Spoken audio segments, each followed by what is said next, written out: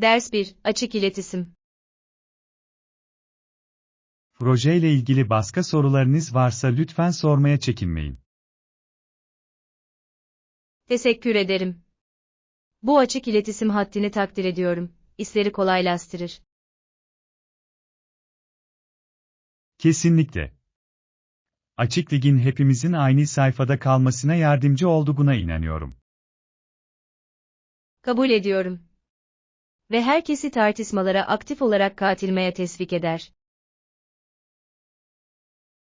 Evet, ne kadar çok paylaşırsak sonuçlarımız o kadar iyi olur. Kesinlikle. Yardıma ihtiyacım olduğunda ulaşabileceğimi bildiğim için kendimi daha güvende hissediyorum. Ruh budur. İşbirliği başarımızın anahtarıdır. Ekip çalışmamızın nasıl harika sonuçlara yol açacağını görmek beni heyecanlandırıyor. Ben de. Bu ivmeyi devam ettirelim. Ders 2. Market alışverişi. Merhaba, son zamanlarda farklı marketlerden alışveriş yapmayı denediniz mi? Evet, yaptım. Aralarında bu kadar çeşitliliğin olması şaşırtıcı. Biliyorum. Bazı mağazalar daha iyi fiyatlara sahipken bazıları organik seçeneklere odaklanıyor. Kesinlikle. En iyi fırsatları ve kaliteyi bulmak için keşfetmeye değer. Kabul ediyorum. Ayrıca gerçekten beğendiğiniz yeni markaları keşfedebilirsiniz. Kesinlikle. Başka türlü denemeyeceğim bazı benzersiz ürünler buldum. Her mağazanın neler sunabileceğini görmek eğlenceli bir macera. Kesinlikle. Sanırım farklı yerleri keşfetmeyi düzenli bir alışkanlık haline getireceğim. Harika fikir. Hangi hazineleri bulabileceğinizi asla bilemezsiniz. Ders 3. Proje koordinasyonu. Peki, yaklaşan proje için seçtiğiniz kod nedir? Sanırım basit ama etkili bir şey seçeceğim. Senden ne haber? Tamam, anlıyorum. Aynı dalga boyunda olmamız önemli. Kesinlikle. Ve ihtiyaç duyulduğunda yardımcı olacak biri olacak mı? Evet, süreç boyunca desteğimizin olduğundan emin olacağım. Bu güven verici. Bu konuda yalnız olmadığımızı bilmek yardımcı oluyor. İşbirliği çok önemlidir ve sağlam bir ekibe sahip olmak büyük fark yaratır. Kesinlikle. Bu projede birlikte çalışmayı sabırsızlıkla bekliyorum. Aynı şekilde. Birlikte harika sonuçlara ulaşacağız. Ders 4. İleriyi planlamak. Üstlendiğimiz herhangi bir proje için önceden plan yapmak gerçekten önemlidir. Daha fazla katılamazdım. Gelecek harcamalar için bütçelemeyi düşündünüz mü? Evet, kaynakları en basından itibaren akıllıca tahsis etmenin çok önemli olduğunu düşünüyorum. Kesinlikle. Net bir bütçe bizi daha sonra beklenmedik sürprizlerden kurtarabilir. Ve ilk önce yapılması gerekenleri önceliklendirmemize yardımcı olur. Sak. İleriye yönelik planlama, hedeflerimize odaklanmamızı sağlar. Her şey kendimizi başarıya hazırlamakla ilgili. Kesinlikle. Dikkatli planlamamızın nasıl sonuç vereceğini görmek beni heyecanlandırıyor. Ben de. Gelin bunu birlikte gerçekleştirelim. Ders 5. Karakter özellikleri. Charlie Brown'in bazı konularda ne kadar gevşek davrandığını hiç fark ettiniz mi? Kesinlikle. Gerçekten onu geride tutan başarısızlık korkusuyla mücadele ediyor. Karakterinin birçok insan için bu kadar bakdastırıcı olması ilginç. Evet, bir de tam tersi olan Luigi var, saldırgan ve otoriter. Kesinlikle. Başkalarının duygularını dikkate almadan sorumluluğu üstleniyor gibi görünüyor. Aralarındaki karşıtlığı farklı kişilik tiplerini öne çıkardığını düşünüyorum. Sak. Etkileşimlerinin birbirlerinin gelişimini nasıl etkilediğini merak etmenizi saklar. Gerçekten öyle. Her ikisi de bize ilişkilerde dengeyi bulmanın önemli olduğunu gösteriyor. Kesinlikle. Kendimizi ve etrafımızdakileri anlamak için harika bir ders. Ders 6, kalite önemlidir. Bu ürün için diğer mağazalara baktınız mı? Evet, öyle ama bunun genel olarak daha kaliteli olduğunu buldum. Bu önemli. Kalite uzun vadede büyük bir fark yaratabilir. Kesinlikle. Dayanıklı bir şey için biraz daha fazla harcamaya değer olduğuna inanıyorum. Kesinlikle. Ayrıca iyi bir ürün, daha sonra değiştireceğiniz masraflardan tasarruf etmenizi sağlayabilir. Evet ve iyi yapılmış bir şeyi kullanmak çoğu zaman daha iyi hissettiriyor. Kabul ediyorum. Kaliteli ürünler genellikle daha iyi bir deneyimde saklar. Kesinlikle. Daha azıyla yetinmek yerine kalıcı bir şeye yatırım yapmayı tercih ederim. Buraya gelerek doğru seçimi yapmışsın gibi görünüyor.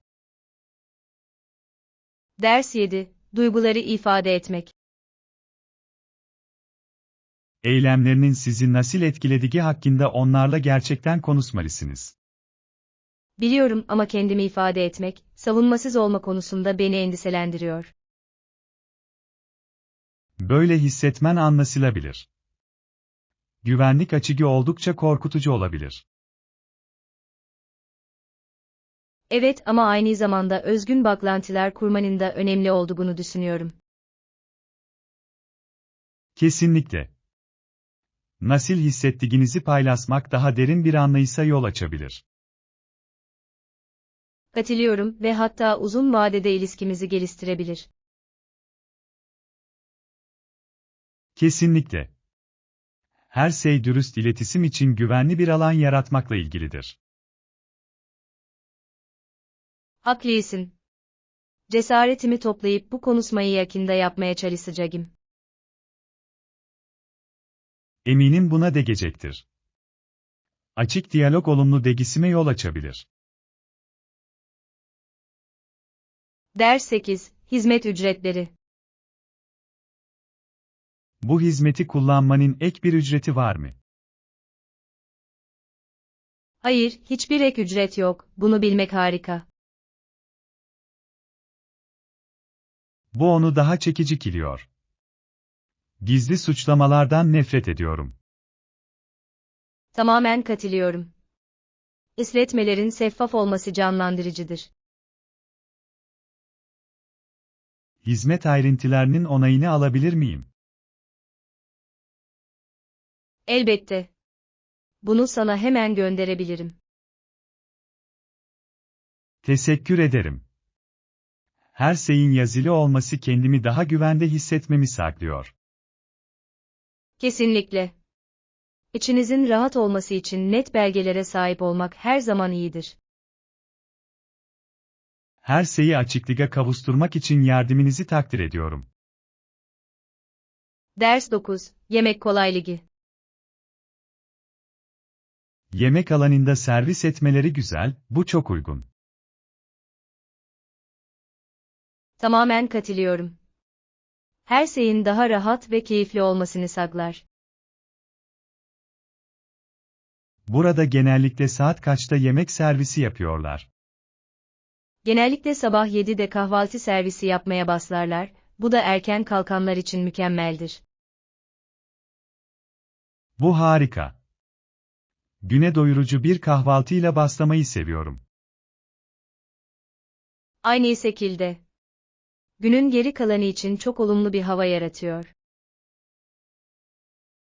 Kesinlikle. Üstelik hoş bir atmosferde yemek yemek de deneyime katkıda bulunuyor. Kesinlikle. Yarın kahvaltı menüsünü denemek için sabırsızlanıyorum. Ben de. Yemek yiyebileceğiniz yeni yerler keşfetmek her zaman heyecan vericidir. Ders 10, eğitime erisim. İş bulmanın ve yüksek öğrenime erişimin ne kadar zorlaştığını fark ettiniz mi? Evet, bu endişe verici. Rekabet her geçen yıl daha da zorlaşacak gibi görünüyor. Gerçekten öyle. Birçok insan becerilerine uygun fırsatları bulmakta zorlanıyor. Bunda artan öğrenim ücretlerinin önemli bir rol oynadığını düşünüyorum. Kesinlikle. Eğitimin bu kadar çok kişi için ulaşılmaz olduğunu düşünmek cesaret kırıcı. Evet ve insanların topluma katkıda bulunma potansiyelini sınırlayabilir. Kesinlikle. Herkesin eğitime erişimini destekleyen daha fazla programa ihtiyacımız var.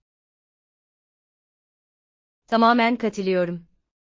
Degisimi savunmak hepimizin paylaştığı bir sorumluluktur. Hep birlikte herkes için daha adil bir gelecek için çalışabiliriz. Ders 11, Değerli Anılar. Küçükken bir sürü başka oyuncağım vardı ama hiçbiri o oyuncak bebek kadar önemli değildi. Gerçekten mi? Bu bebeği senin için bu kadar özel kılan neydi? Arkadaşım gibiydi, onu her yere götürdüm ve tüm sırlarımı onunla paylaştım. Bu çok tatlı. Bazı oyuncakların bu kadar duygusal değer taşıması şaşırtıcı. Kesinlikle. Şimdi bile bununla ilgili pek çok anıyı hatırlayabiliyorum. Bazı oyuncakları unutulmaz kılan şeyin duygusal bağ olduğunu düşünüyorum. Evet, çocukluğumuzdaki rahatlığı ve neşeyi nasıl temsil edebildikleri büyüleyici. Kesinlikle. Bu anılar yetişkinler olarak kim olduğumuzu şekillendirir. Çocukluğun masumiyetinin ve hayal gücünün güzel bir hatırlatıcısıdır. Ders 12, Erken kutlamalar. İlk Hristiyanların başlangıçta İsa'nın hangi gün doğduğunu bilmediklerini biliyor muydunuz? Gerçekten mi? Bunu bilmiyordum. Doğum gününü ne zaman kutlamaya başladılar? İlk başta 6 Ocak'ta kutladılar ki bu da oldukça ilginç. Bu çok ilginç. Geleneklerin zaman içinde nasıl gelişebileceğini gösterir. Kesinlikle. Daha fazlasını öğrendikçe kutlamalarını buna göre ayarladılar. Tarihin modern uygulamalarımızı nasıl şekillendirdiği büyüleyici. Evet ve bu bize köklerimizi anlamanın önemini hatırlatıyor. Kesinlikle. Gelenekleri kutlamak bizi geçmişimize bağlar. Bu hikayelerin insanları nasıl bir araya getirebildiği harika. Ders 13, Paylaşılan sorumluluklar. Hepimizin toplumdaki sorumluluklarımızın farkına varması önemlidir. Tamamen katılıyorum. Bunu fark edersek olumlu değişim yaratabiliriz. Evet, özellikle de yeni Çekoslovak demokrasisinin karşı karşıya olduğu zorluklar isiginde. Vatandaşların katilim göstermesi ve geleceklerine sahip çıkması çok önemli. Kesinlikle. Kolektif sorumluluk daha parlak, daha istikrarlı bir topluma yol açabilir.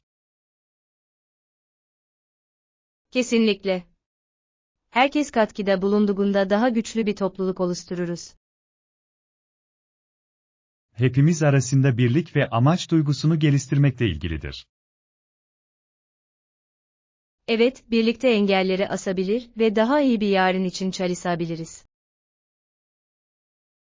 Farkındalıkın anlamlı eylemlere yol açacağını umuyorum. Ders 14, İçecek bilgisi. Pek çok kişinin bu içeceklerin farklı çeşitleri konusunda uzmanlaştığını fark ettim. Evet, özellikle butik içeceklerin ve zanaatkar seçeneklerin yükselisiyle. İnsanların tatlar ve demleme yöntemleri hakkında bu kadar bilgi sahibi olması büyüleyici. Kesinlikle. Bu, kaliteye ve işçiliğe giderek artan bir takdirin göstergesidir. İnsanları yeni şeyler keşfetmeye ve denemeye teşvik etmesini seviyorum. Evet, aynı zamanda zevk ve tercihlerle ilgili konuşmaları da teşvik ediyor. Kesinlikle. İçeceklerle ilgili deneyimlerin paylaşılması oldukça keyifli olabilir. Gerçekten sosyal toplantıları geliştirir ve onları daha ilgi çekici hale getirir. Bu içecekler ve benzersiz özellikleri hakkında daha fazlasını öğrenmek için sabırsızlanıyorum. Ders 15, Yıldızlı Geceler. Geceleri yıldızlara bakmayı seviyorum, bana her zaman söylediğim küçük bir sihri hatırlatıyor. Gerçekten mi? Yıldızları gördüğünde hangi sihri söylersin? Parilda, parilda, küçük yıldız gibi bir şey oluyor ve beni her zaman gülümsetiyor. Bu çok tatlı bir sihir. Birçok insanın çocukluk anılarını geri getiriyor. Kesinlikle. Ne zaman dışarıda olsam, yukarı bakarken bunu okumadan edemiyorum.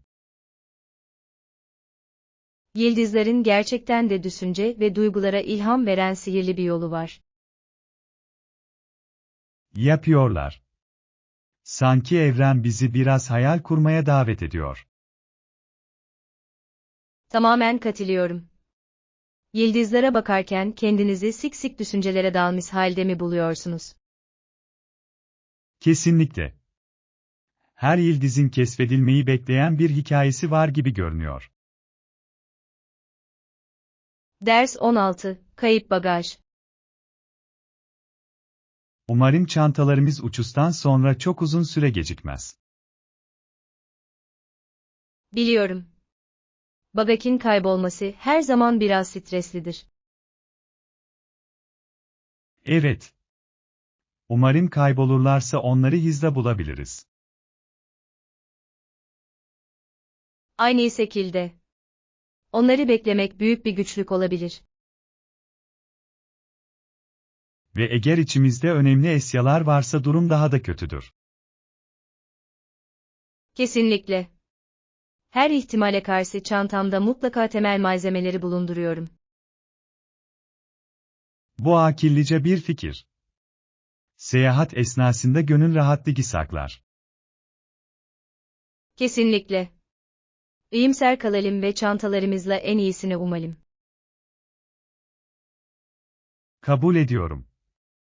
Ve eğer gecikirlerse bunu birlikte halledeceğiz. Ders 17, Uyanma. Peki sabah kaçta uyandırılmak istersiniz? Lütfen beni sabah 7'de uyandırır mısın? Güne erken başlamak istiyorum. Elbette. Senin için bir alarm kuracağımdan emin olacağım. Teşekkürler. Erken kalkmanın bana hazırlanmak için daha fazla zaman sakladığını düşünüyorum. Kesinlikle. Gün başlamadan önce o sessiz anları yaşamak güzel.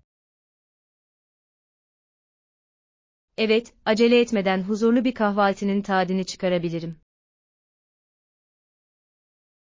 Kulağa mükemmel geliyor. Gürültüyü de düşük tutmaya dikkat edeceğim.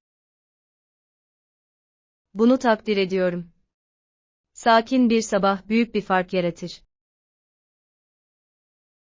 Kesinlikle. Verimli bir gün sizi bekliyor. Ders 18, Çamaşırhane tesisleri. Bodrum katındaki çamaşırhanenin çok geniş ve temiz olduğunu duydum. Evet, öyleler. Çamaşır yıkamak için güzel bir yere sahip olmak çok rahatlatıcı. Kabul ediyorum.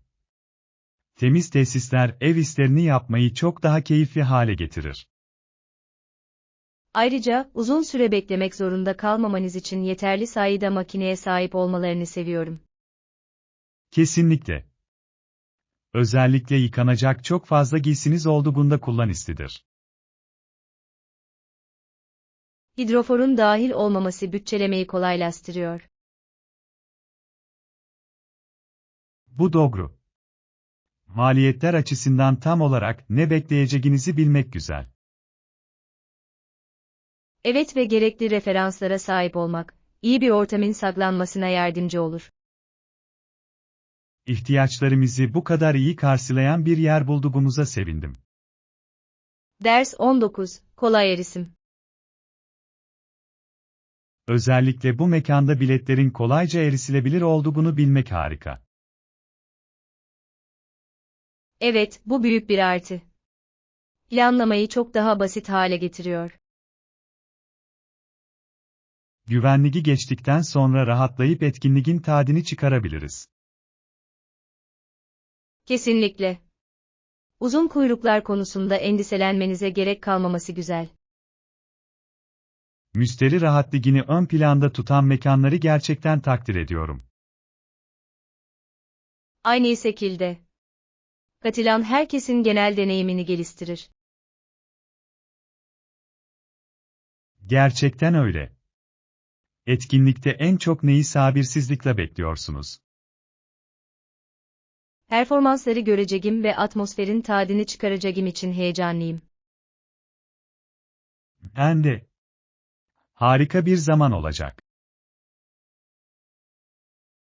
Ders 20, Egzersiz sonrası esneme. Antrenmandan sonra kaslarınızı soğutmanız ve esnetmeniz önemlidir. Kesinlikle.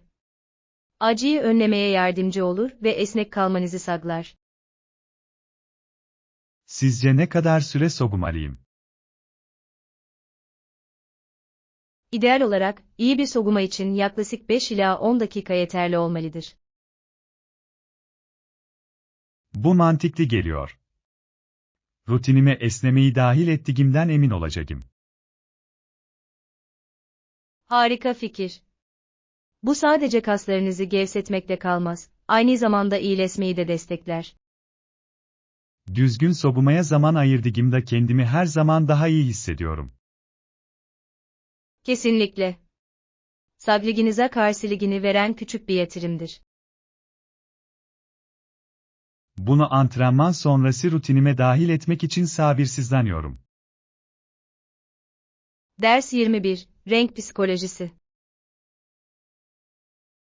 Hangi renklerin rahatlamayı ve huzuru teşvik ettiğine dair herhangi bir ipucunuz var mı? Evet, mavi ve yeşil gibi yumuşak renkler sakin bir atmosfer yaratmak için harikadır. Bu mantıklı. Bana her zaman rahatlatıcı olan dogayı hatırlatıyorlar. Kesinlikle. Sıcak nötrler aynı zamanda bir mekana rahat bir dokunuş da katabilir. Ev dekorasyonunda renkleri stratejik olarak kullanma fikrini seviyorum. Evet, bir odanın havasını gerçekten değiştirebilir. Kesinlikle yasam alanıma daha sakinleştirici renkler eklemeyi düşüneceğim. Harika seçim. Evinizin huzurlu bir dinlenme yeri gibi hissetmesini sağlayacaktır. Farklı renk kombinasyonlarını denemekten heyecan duyuyorum. Ders 22, Sahte haber mücadelesi. Sahte haberler ve bunun toplum üzerindeki etkisi hakkındaki tartışmaları takip ediyor musunuz? Evet, bugün karşı karşıya olduğumuz önemli bir sorun bu. Bilgilendirilmek çok önemli. Kesinlikle. Yanlış bilgi çok hızlı yayılıp kafa karışıklığına neden olabilir. Gerçekten yapabilir. İnsanların tükettikleri bilgileri nasıl doğrulayacaklarını öğrenmeleri gerekiyor. Kesinlikle. Bu dijital çağda eleştirel düşünme çok önemlidir. Medya okuryazarlığının okullarda öğretilmesi de önemli. Evet, baskılarını bu konu hakkında eğitmek sahte haberlerin yayılmasıyla mücadeleye yardımcı olabilir. Tamamen katılıyorum. Birlikte daha bilinçli bir toplum yaratabiliriz. Konuşmayı sürdürelim, geleceğimiz için hayati önem taşıyor. Ders 23, kitleleri dinlemek. Bu ülkedeki sıradan insan kitlesinin isteklerini dikkate almak ilginç. Evet, düşündüğünüzde toplumun gerçekte neye değer verdiğini yansıtıyor. Kesinlikle. Politika ve değişimle ilgili tartışmalarda onların sesi duyulmalıdır. Liderlerin halkın ihtiyaç ve arzularına dikkat etmesi çok önemlidir. Kabul ediyorum. Kamuoyu herkesi etkileyen kararlara rehberlik edebilir. Liderler dinlediğinde güven artar ve sivil katilimi teşvik eder. Evet ve vatandaşlarını gerçekten temsil eden bir hükümetin yaratılmasına yardımcı oluyor. İdeal olan bu. Birlikte tüm seslere değer veren bir toplum için çabalayabiliriz. Olumlu değişim yaratma dileklerini savunmaya devam edelim.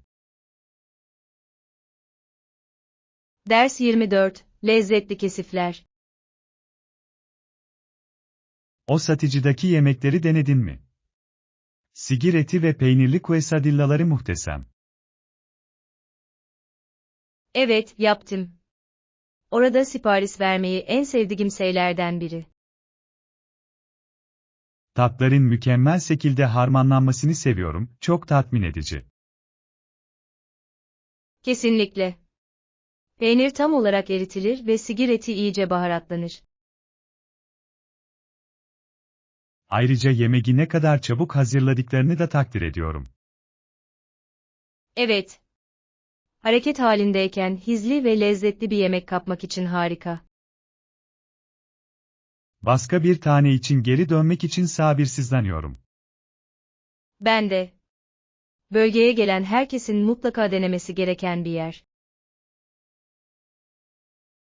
Yakında bunu bir plan haline getirelim. Ders 25, market listesi.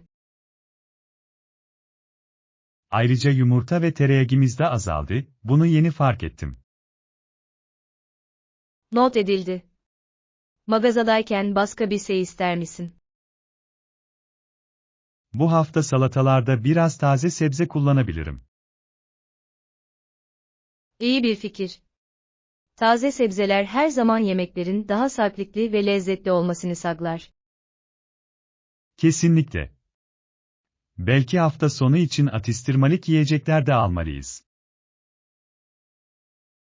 Kulağa mükemmel geliyor. Aklınızda ne tür atıştırmalıklar var? Daha sağlıklı bir seçenek olarak biraz cips ve belki biraz meyve almayı düşünüyordum. Harika seçimler.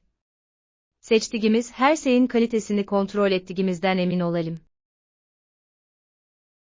Kesinlikle. Kaliteli malzemeler yemeklerimizde her zaman fark yaratır. Ders 26, öneriler. Kulağa harika geliyor. Önerebileceğiniz spesifik marka veya modeller var mı? Kesinlikle. Elektronik alanında XYZ markasının büyük bir hayranıyım, güvenilirdirler. Ben de onlar hakkında iyi şeyler duydum. Peki ya müşteri hizmetleri? Harika. Herhangi bir sorun ortaya çıktığında çok yardımcı oldukları biliniyor. Bunu duymak güven verici. Her zaman desteği iyi olan markaları tercih ederim. Anladım, deneyimi çok daha pürüzsüz ve daha az stresli hale getirir. Kesinlikle. Özellikle teknoloji ürünleri için kaliteye yatırım yapmaya değer. Kesinlikle. Bundan sonra size favori modellerimin bir listesini göndereceğim. Teşekkürler. Görüşlerinizi takdir ediyorum, kararlarıma gerçekten rehberlik ediyorlar. Ders 27. Akilli yasam. Akilli yasamin olduğu birkaç yer var ama muhtemelen çok nadirdirler. Evet, kaç tane keşfedilmemiş dünyanın var olabileceğini düşünmek büyüleyici. Evren o kadar geniş ki biz onun sadece çok küçük bir kısmını keşfettik. Kesinlikle. Orada neler bulabileceğimize dair hayal gücümüzü harekete geçiriyor. Gezegenimizin ötesinde ne tür medeniyetlerin var olabileceğini merak ediyorum. Olasılıkları, farklı kültürler, teknolojiler ve fikirler, değerlendirmek heyecan verici. Evet, dünyamızı ve yaşam tarzımızı nasıl görebilirler? Bu düşündürücü bir bakış açısı. Benzersizliğimizi takdir etmenizi sağlar. Kesinlikle. Bu bize evren hakkında hala ne kadar çok şey öğrenmemiz gerektiğini hatırlatıyor. Ders 28. Yol gezisi planları. Yolculuğunuz sırasında herhangi bir dolambaçlı yol veya yan gezi yapmayı planlıyor musunuz? Evet, yol boyunca bazı ilginç noktaları keşfetmenin eğlenceli olacağını düşünüyorum. Harika bir fikir gibi görünüyor. Yolculuğa macera katar. Kesinlikle. Yakınlarda çok güzel milli parklar olduğunu duydum. Bu harika bir durak olurdu. Doğa her zaman ferahlatıcı hissettirir. Evet, harika fotoğraflar çekmek için de mükemmel bir fırsat. Kameramı yanıma mutlaka alacağım, anıları yakalamak önemlidir. Kesinlikle. Ayrıca bize daha sonra paylaşacağımız hikayeler verecek. Bu gezi için sabırsızlanıyorum, unutulmaz olacak gibi görünüyor. Ders 29. Egzersiz kıyafetleri. Derste rahat antrenman kıyafetleri ve spor ayakkabı giyilmesi tavsiye edilir. Bunu bilmek güzel. Egzersizler için uygun şekilde giyindiğimden emin olmak istiyorum. Kesinlikle. Çok fazla hareket ettiğinizde konfor çok önemlidir. Kabul ediyorum. Muhtemelen en sevdiğim antrenman taytımı ve nefes alabilen bir üst giyeceğim. Harika seçim. Bunlar egzersiz sırasında serin kalmak için mükemmeldir. Kesinlikle. Ayrıca egzersiz yaparken kendimi güvende hissetmek istiyorum. Bu önemli.